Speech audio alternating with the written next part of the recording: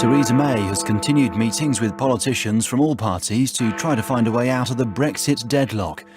But Jeremy Corbyn is standing firm in his refusal to enter negotiations until a no-deal Brexit is ruled out.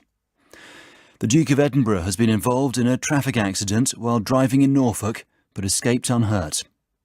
There are fears that halting a multi-billion-pound nuclear plant in North Wales will devastate the local economy. Relations between President Trump and the leading Democrat Nancy Pelosi have fallen to a new low. The search for a new boss for Premier League football has suffered another setback.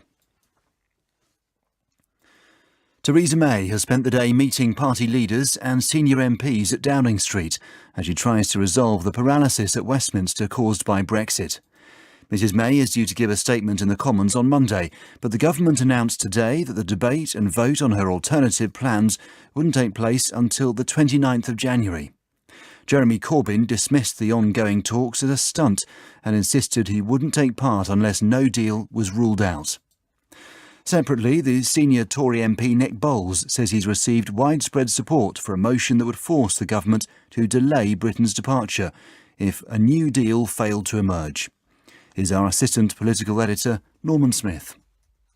All day, different groups of MPs, both government and opposition, Remainers and Brexiteers, have been trooping in to see the Prime Minister.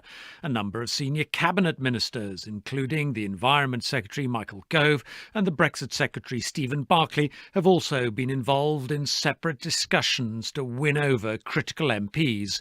There is, however, little sign of any breakthrough. This morning, this was the response of the Green Party MP Caroline Lucas after her meeting with the Prime Minister. I'm not convinced that she is willing to loosen any of the red lines she set for herself.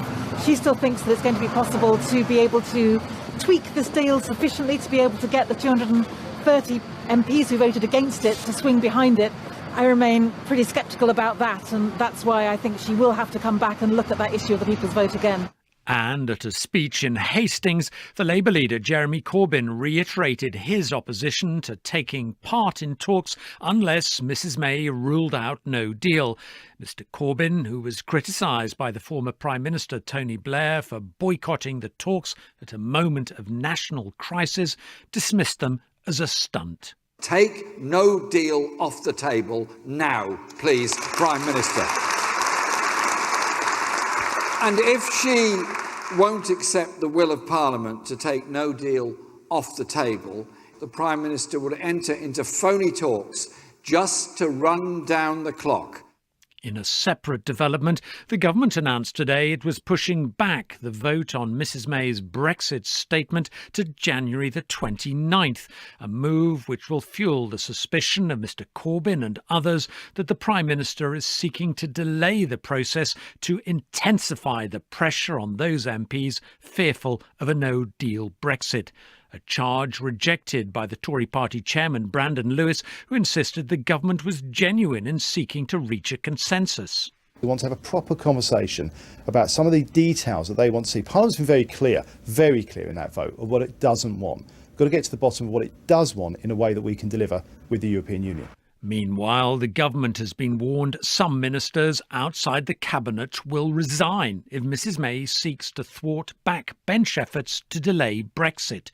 The senior Tory MP Nick Bowles told the Political Thinking podcast he had received widespread cross-party support for an amendment to force the Prime Minister to extend Article 50 if she's not secured a Brexit deal by the end of February. We now have signatories to the amendment from 5 different political parties, and we have had indications, that many ministers, including cabinet ministers, are very, very keen to see it pass and are telling the Prime Minister that they will not vote against it.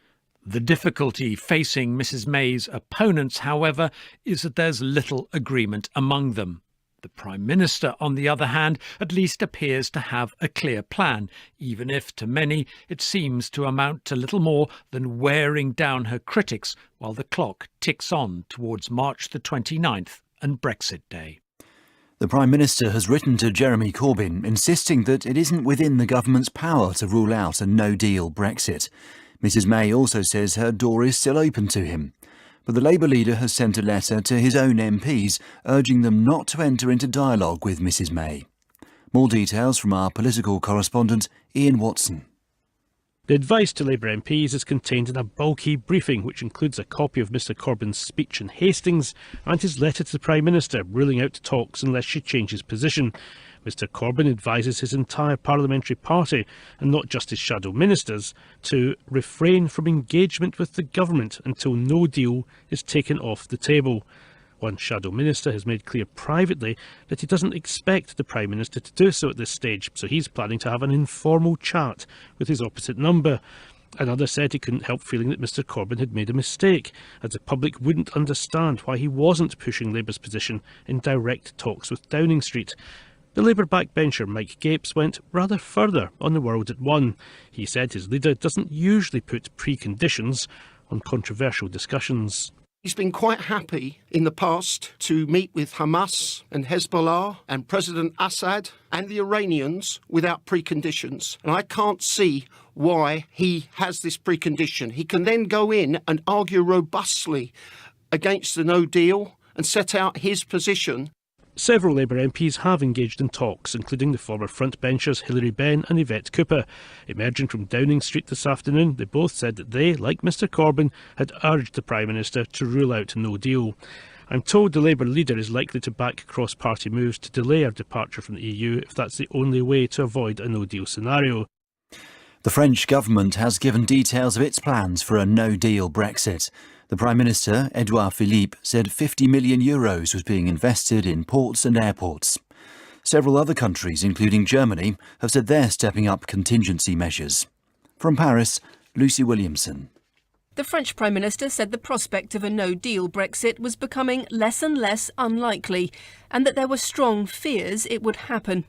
Outlining the government's plan to prepare for a hard Brexit, Mr Philippe said almost 600 staff would be deployed at French ports to manage the extra checks that would be needed, and warned there could be longer queues to enter the country. To cope with the no-deal Brexit, we've made a decision to launch a €50 million investment plan for French ports and airports, which are obviously the areas most affected by the changes that have to be brought about, taking into account a hard Brexit. This €50 million investment will be launched in the coming days. The plan, which staff have reportedly been working on since April, will also cover the rules for British citizens and companies in France. The country's Europe Minister, Nathalie Loiseau, told the BBC that France was preparing for a no deal because, in her words, we had a Brexit by accident, and we could well have a no deal by accident too. Elsewhere in Europe, Germany has said it will also step up preparations for a disorderly Brexit while doing everything it can to avoid it. And Portugal has confirmed that British tourists won't need a visa to travel there in the event of a no-deal scenario, and that Britons living in Portugal will keep their residency rights. The Duke of Edinburgh was involved in a car accident this afternoon, but wasn't injured. Prince Philip, who's 97, was driving a Land Rover near the Sandringham estate in Norfolk. 2 people in the other car, a Kia, required hospital treatment, but have since been discharged. This report from our royal correspondent, Johnny Diamond. This accident could have been a lot worse. A photo from the scene shows the Duke's Land Rover flipped over, resting on the driver's side of the vehicle with significant damage to the windscreen and roof. According to an eyewitness, the Duke was very, very shocked as he was helped from his car. Buckingham Palace says that he was seen by a doctor but had no injuries and needed no medical treatment. The Duke was driving his car. The driver and passenger in the other car involved were treated for minor injuries. The Norfolk police breathalyzed both drivers at the scene. Both tests came back negative.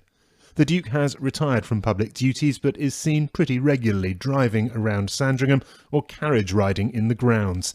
He had a hip replacement last year but walked unaided at the wedding of his granddaughter, Princess Eugenie, at Windsor last October. The Japanese company Hitachi has shelved plans to build a £20 billion nuclear power station in North Wales after failing to reach an agreement on funding. Thousands of potential jobs are now unlikely to be created at the plant on Anglesey. The Business Secretary, Greg Clark, told MPs that the government was willing to take a 1/3 stake in the project, but that any more would not have been value for money for the taxpayer. Thomas Morgan reports from Anglesey. The power plant's proposed site, Anglesey, is the poorest county in Wales. It needs jobs and economic investment. The construction of this plant alone would have created work for almost 9,000. However, today's decision will see 400 staff lose their jobs, with work for a further 1,000 outside contract workers coming to an end in March. Local council leaders here describe Wylfa Newydd as a once-in-a-generation opportunity, something they've been holding out for.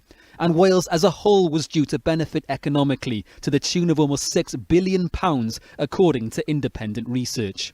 The Japanese company Hitachi had already committed investment in the future here in the form of trainees and apprentices. Sasha Wynne Davis, the head of strategic development, still has faith in a new nuclear power plant. Clearly, it's a significant blow to the economy of North Anglesey, Anglesey and North Wales. But we are suspended, we haven't finished, and there is still a door open to UK government, and those discussions, albeit very difficult, they are continuing. Despite the optimism, questions are now being asked about the future of this project. Does Wylfa Newydd have any realistic prospect of being built at all? Oxford University has suspended all new research grants from the Chinese technology company Huawei. The firm has been the subject of security concerns because of its close connections with the Chinese government. Here's our business correspondent, Jonty Bloom. Huawei is a Chinese telecoms giant and the second largest supplier of smartphones in the world. But its very success has raised worries about whether its technology is being used by the Chinese government to spy on other countries. It's faced increasing problems doing business in America, while politicians and security agencies here have warned about using its technology in sensitive areas. Huawei has invested heavily in research in British universities, but now Oxford is suspending all new research grants for at least 3 months and has warned students not to share confidential information with the company. President Trump has stopped the House Speaker, the leading Democrat Nancy Pelosi, from using a military plane for an overseas trip, asking her to stay in the US to negotiate an end to the partial government shutdown. The president told Ms Pelosi that if she wished, she could make the trip to Belgium, Egypt and Afghanistan at her own expense. His move comes a day after she urged Mr Trump to postpone his State of the Union address to Congress, citing the political deadlock. Rajini Vaidyanathan reports from Washington. The standoff between President Trump and the most senior Democrat in Congress, Nancy Pelosi, has descended into a war of letters. A few days ago, Mrs Pelosi wrote to the president, urging that if the government wasn't reopened soon, this year's State of the Union address, which sets out the administration's priorities, should be postponed. She cited security concerns because Secret Service staff are currently working without pay. Today, in an apparent retaliation, the president wrote to her, withdrawing the use of a military plane for an overseas congressional trip she was due to leave for today. The itinerary, which was private until the president's letter was published, included meeting US troops in Afghanistan and a stop in Brussels to talk to NATO commanders. In his correspondence, Mr Trump described the trip as a public relations event, adding that Mrs Pelosi was welcome to travel by commercial flight. It's been 27 days since the US government was partially shut down because both sides failed to agree on a budget. Mr Trump won't unless it includes funding for a border wall, something Democrats won't agree to. Hundreds of thousands of federal workers are still not getting paid. This latest tit for tat is a sign that both sides aren't close to coming to a compromise anytime soon. In the last hour, the Trump administration has also said it won't be sending a delegation to the World Economic Forum in Davos in Switzerland because of the shutdown. President Trump has announced plans to expand America's missile defense program, including the creation of a layer of sensors in space. The Missile Defense Review proposes using new technology and space-based weaponry that can detect and track incoming missiles, including those that are hypersonic. Speaking from the Pentagon, Mr Trump said the goal was simple: to detect and destroy missiles launched against the United States anywhere, anytime, any place. Our review calls for 20 new ground-based interceptors at Fort Greely, Alaska, and new radars and sensors to immediately detect foreign missiles launched against our great nation. we are committed to establishing a missile defense program that can shield every city in the United States, and we will never negotiate away our right to do this. The jury in the trial of a pilot accused of killing 11 men when his plane crashed during the Shoreham Air Show in 2015 has been shown a video of the final seconds of the flight. The Hawker Hunter jet came down on the A27 in Sussex after Andrew Hill attempted an aerial manoeuvre. He denies manslaughter through gross negligence. Our Home Affairs correspondent Tom Simons was at the Old Bailey. The Hawker Hunter crash was filmed from every angle, but the pilot Andrew Hill, who flew fast jets for the RAF and airliners for British Airways, also installed 2 cameras inside his aircraft.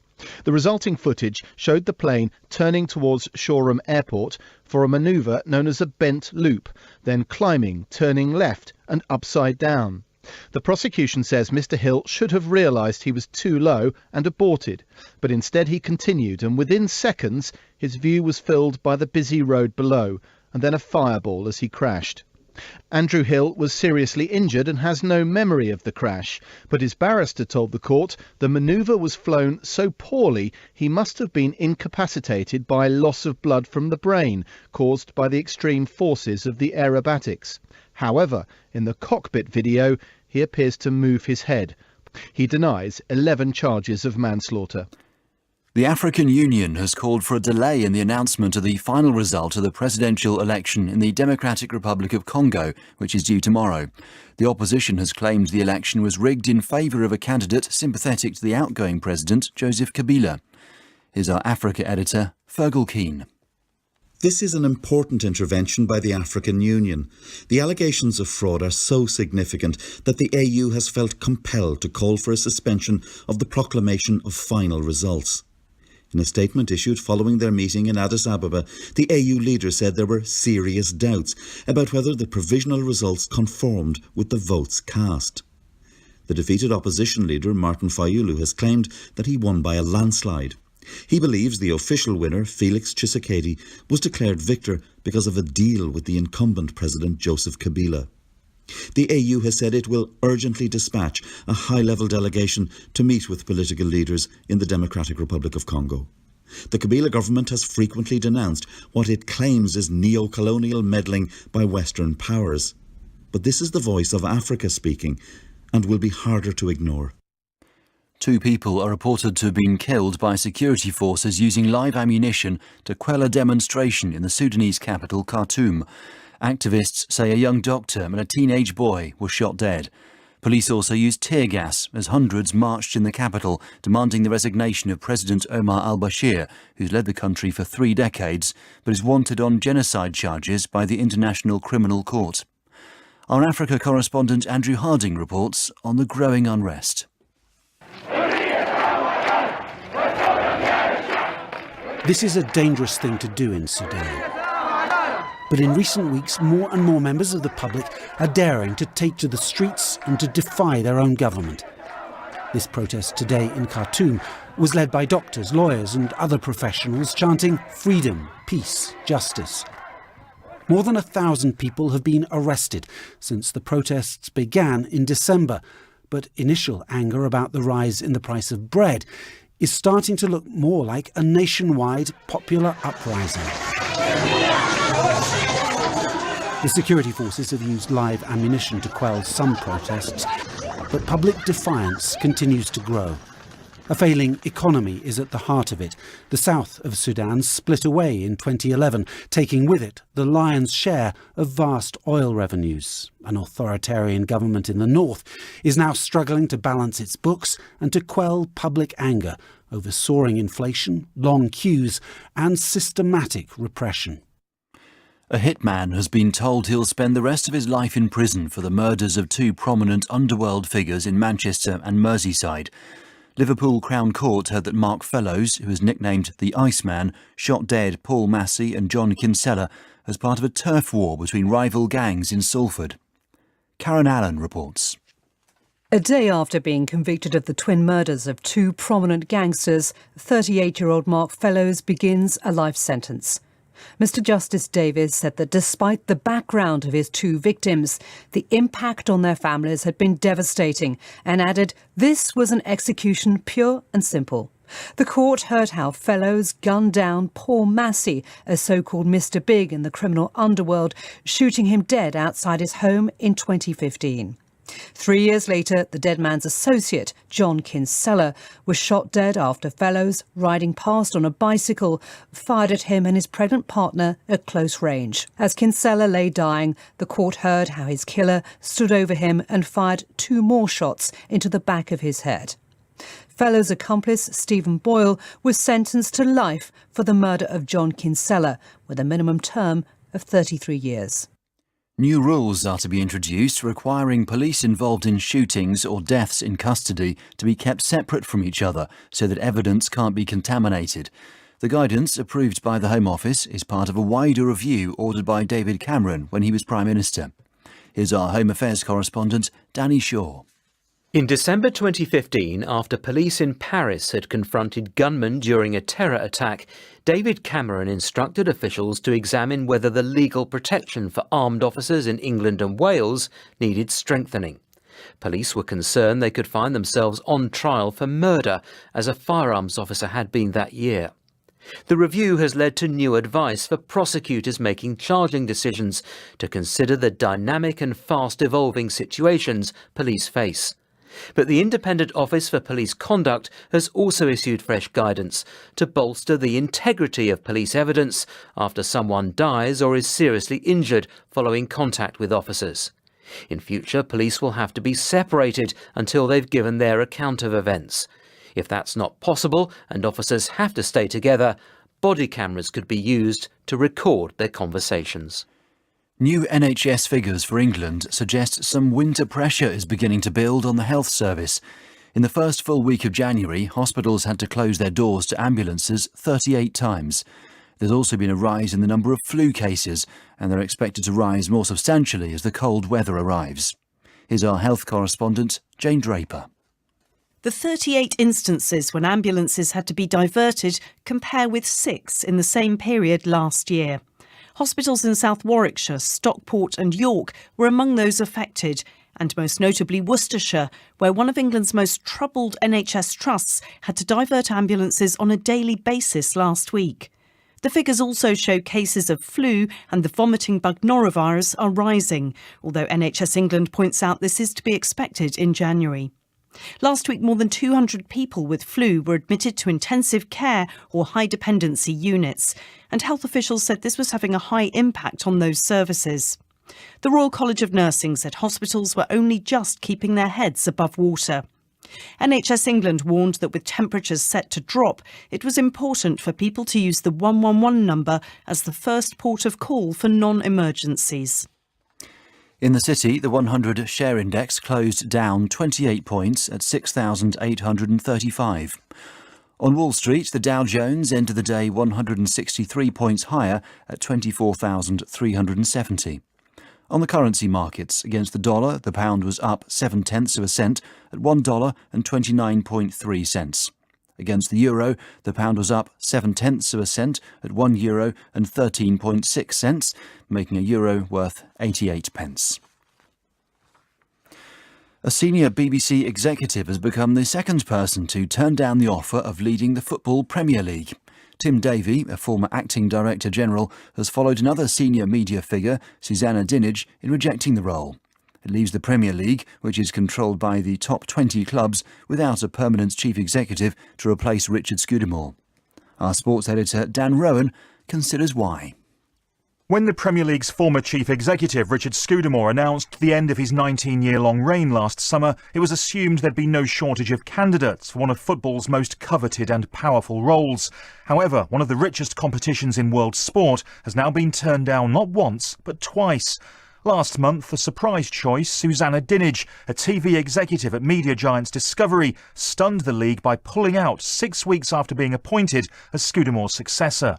The league turned to Tim Davie, the head of BBC Studios, the corporation's commercial division, who had narrowly missed out to Dinenage. But he has now also rejected the opportunity, preferring to stay in his role. The job will come with a salary estimated at more than £2 million, so what's the problem? Scudamore is certainly a hard act to follow, having overseen unprecedented increases in the value of broadcast rights, with contracts worth billions of pounds. But with a downturn in the last domestic TV deal and audience habits shifting, potential replacements are aware that continuing future growth at the rate the league has enjoyed is unlikely. Candidates are also thought to have been put off by the power of the big clubs, who have been agitating for more of a share of the league's revenue. Scudamore was widely criticised for accepting a £5 million departure bonus, and perhaps the scrutiny that comes with such a high-profile role is also a factor. A panel led by Chelsea chairman Bruce Buck must now resume its troubled search, but after this latest setback, the league looks set to be without a permanent leader for the remainder of this season. Britain's Johanna Konta has been involved in one of the latest ever finishes to a match at the Australian Open. She lost in 3 sets to the number 18 seed, Garbine Muguruza. All British players have now been eliminated from the singles competition. Konta said it wasn't great organisation to be on court beyond 3 o'clock in the morning. Ideally, both of us probably would have wanted to play early. I mean, this is no one's ideal schedule to play in the wee hours of the morning. But again, we don't make the schedule, unfortunately, and we both dealt with the same challenge. Now for a look at the papers. There are dramatic pictures on most of the front pages of the Duke of Edinburgh's Land Rover on its side after he was involved in an accident. The Sun claims he was in agony and yelling, "My legs," as he was pulled from the wreckage. The Daily Mail believes he had a miracle escape, while the Daily Mirror talks of him cheating death. The Daily Express adds that the Duke's insistence on continuing to drive at the age of 97 has long worried his family.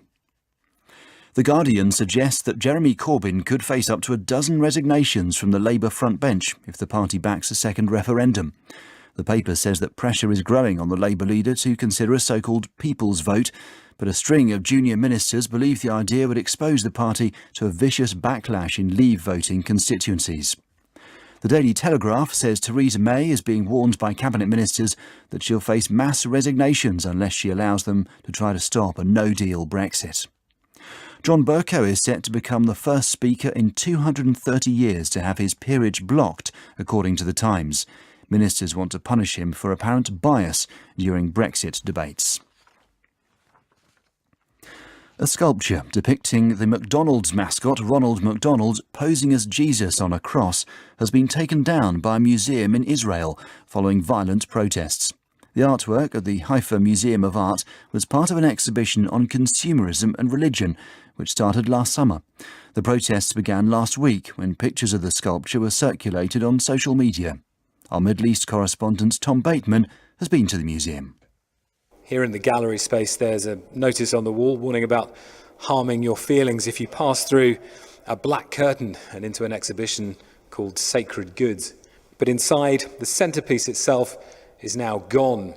What hung here until just a few hours ago was a life-size sculpture of Ronald McDonald hanging from a wooden cross, complete with striped red stockings and a vivid yellow vest. A clown on a crucifix. McJesus, as it was called, has brought more angst to the Holy Land.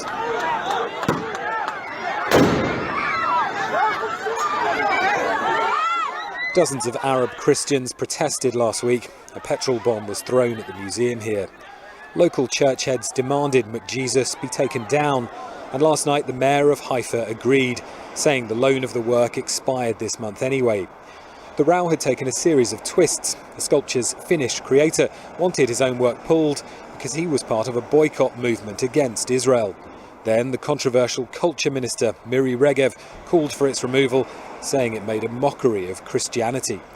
But free speech groups described the decision as a capitulation, believing the sculpture has been sacrificed to a growing climate of intolerance. McJesus is now locked away in a secure warehouse. The headlines again. Cabinet ministers have been meeting senior politicians from other parties to seek a way out of the Brexit deadlock, but Jeremy Corbyn is refusing to participate while a no-deal departure remains a possibility. The Duke of Edinburgh has been involved in a car crash near Sandringham, but is unhurt. The Japanese firm Hitachi has suspended plans to build a new nuclear power station in North Wales because of rising costs. Oxford University has stopped accepting research funding from Huawei, the Chinese technology firm suspected of being a security risk because of its close ties to the Chinese government. President Trump has cancelled a trip to Afghanistan by the Speaker of the House, Nancy Pelosi, a day after she said that she should postpone his State of the Union address because of the government shutdown. BBC News.